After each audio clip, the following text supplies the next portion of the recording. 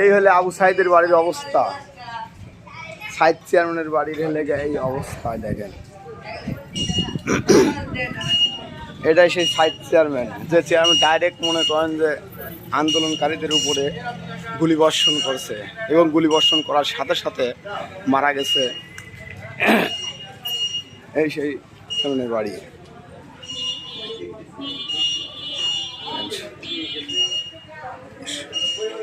সব বাড়ির লোক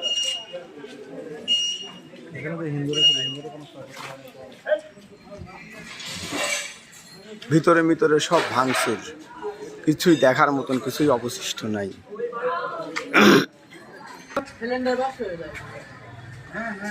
ভিতরে আগুন খুব উত্তাপ্ত, চরম, এখনো চরম আগুন, চরম গরম। এই দেখেন সাইদ চেয়ারম্যানের বাসা, তার বাসার অবস্থা দেখেন। দেখেন তার বাসার অবস্থা, এই দেখেন ভাঙে কি অবস্থা, খাজা বাড়ি, একবারে খাজা খাজা। সে পরিস্থিতি বাড়ির ইটও থাকবে না ইনশাল্লাহ।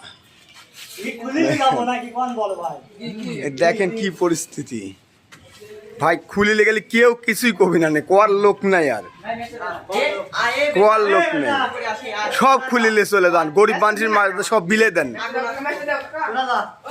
খাদক সাইদ চেয়ারম্যানের বাসা আপনাদের দেখালাম, ভিতরে ঢোকার জন্য ভিতরে সেই উত্তপ্ত গরম।